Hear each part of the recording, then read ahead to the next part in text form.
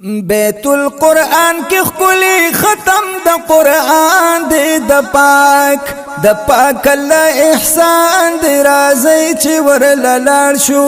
د پاک الله احسان دی رازی چی ورللار شو بیت القرآن کی خلی ختم د قرآن دی د پاک الله احسان دی رازی چی ورللار شو د پاک الله احسان دی رازی چی ورللار شو او جوړ شوی نن خل تقریب دی پاک شامل هر خوش نصیب دی پاک شامل هر خوش نصیب دی تر مستفید دین علی هر مسلمان دی د پاک الله احسان دی رازی چی ورللار شو د پاک الله احسان دی رازی چی ورللار شو بیت القرآن کی خلی ختم د قرآن دی د پاک الله احسان دی رازی چی ورللار شو د پاک الله احسان دی رازی چی ورللار شو یرا غختی شوی عالمان دی د انبیاء وارثان دی د انبیاء وارثان دی نو د دین حق هر یو عالم په مونږ ګران دی د پاک الله احسان دی رازی چی ورللار شو د پاک الله احسان دی رازی چی ورللار شو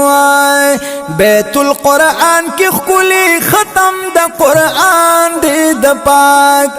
پاک الله احسان دی رازی چی ورللار شو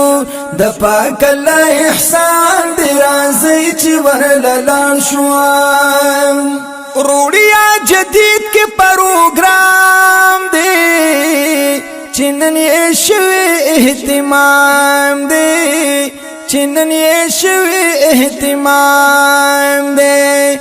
بیت القرآن کے نن جوڑ شوی چراغان دے د پاک الله احسان دی رازی چی ورللار شو د پاک الله احسان دی رازی چی ورللار شو بیت القرآن کی خلی ختم د قرآن دی د پاک الله احسان دی رازی چی ورللار شو د پاک الله احسان دی رازی چی ورللار شو قاری صاحب ذاکر اللہ دی د دین خدمت کوي اعلی دی د دین خدمت کوي اعلی دی نو د دین خدمت تملا تړلې پهلوان دی د پاک الله احسان دی رازی چی ورللار شو د پاک الله احسان دی رازی چی ورللار شو بیت القرآن کی خلی ختم د قرآن دی د پاک الله احسان دی رازی چی ورللار شو د پاک الله احسان دی رازی چی ورللار شو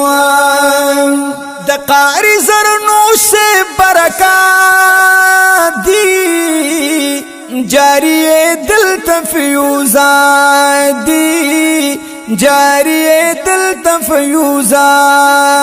دی نو جاری ساری پو نړۍ باندې فیضان دی د پاک الله احسان دی رازی چی ورللار شو د پاک الله احسان دی رازی چی ورللار شو بیت القرآن کی خلی ختم د قرآن دی د پاک الله احسان دی رازی چی ورللار شو د پاک الله احسان دی رازی چی ورللار شو ابو سعید لکم اشعار خخوند ورو مزیدار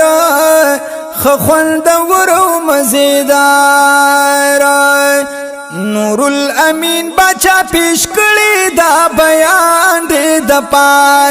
د پاک الله احسان دی راځي چې ورللال شو د پاک الله احسان دی راځي چې ورللال شو بیت القرآن کې خولي ختم د قرآن دی د پاک الله احسان دی راځي چې ورللال شو د پاک الله احسان دی راځي چې ورللال شو